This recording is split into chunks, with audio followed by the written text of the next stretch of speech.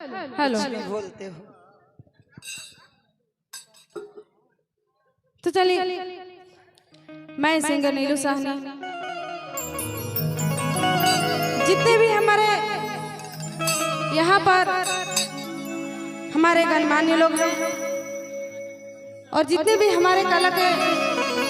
लमारी कला के जितने भी यहाँ पे आए हुए हैं,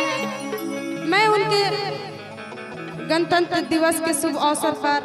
और हमारे सरस्वती पूजा के शुभ अवसर पर हार्दिक अभिनंदन करते हूँ। आइए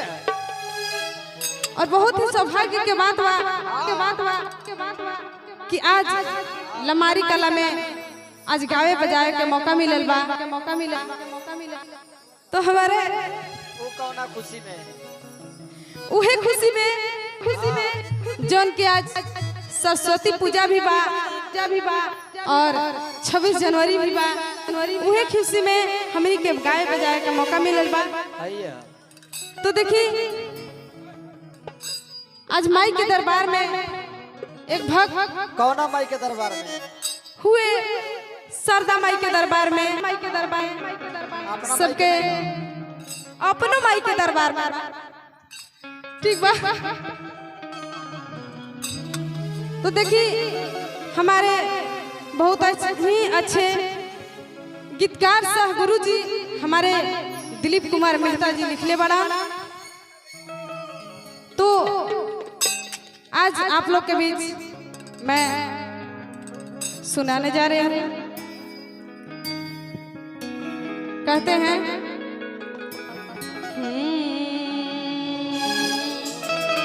वाह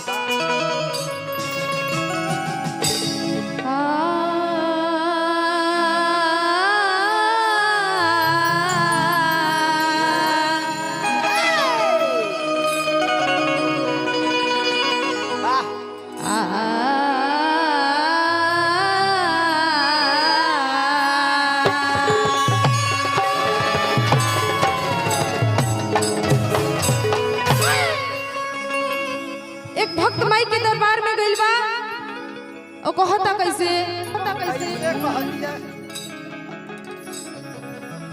कि मैया हो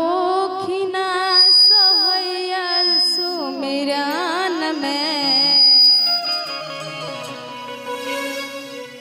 तो मैया हो खिना सहैया सुमिरन में, अरे तया जा जागरण में ना बहुत आवे के बा भैया। तो मैया हो कि ना सहैया सुमिरन में, तो मैया हो कि ना सहैया सुमिरन में, तया जा जागरण में ना, मैया हो कि ना सहैया सुमिरन में, आजा जागरण में ना।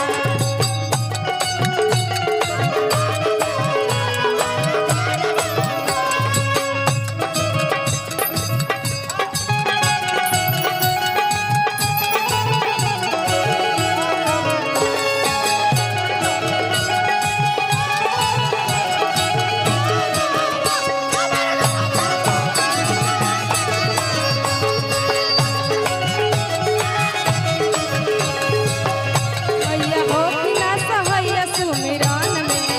आजा जागरण में।